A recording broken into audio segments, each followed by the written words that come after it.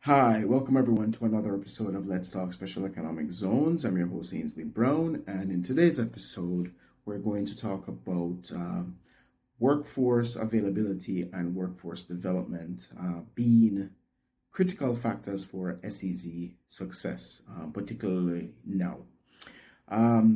As I do with every episode, I try to explain what a special economic zone is, and these are designated areas by our government, whether done by law, regulation, decree, that designates a area to attract investments, whether local or foreign investments, and the rules or laws that apply to it versus the rest of the economy might be different, particularly when it comes to the tax laws and customs laws. So one of the incentives, for example, that you'll find that's typical for zones is that the zone is given duty-free on importation or whatever they bring in terms of raw materials and in terms of any goods that they bring in. So that's just an example.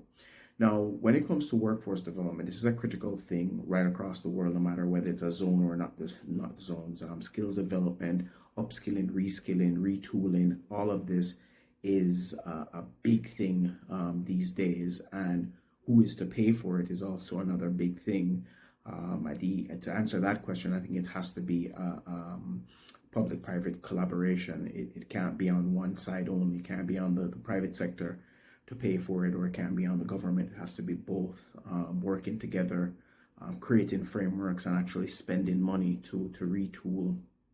And also there could be even some amount of costs being associated with the actual individuals themselves to reskill or upskill themselves in this regard. But I want to make the distinction between the actual workforce availability and workforce development, or the capability to develop.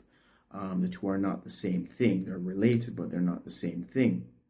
And these are both of them working together will give you a zone regime, or a country that's promoting their zone regime, a competitive advantage, because you need the actual workforce itself and the skill sets to match with what the investors want, but then also you need the capabilities to ramp up very quickly, or the institutions being in place to be able to ramp up very quickly to match the skills.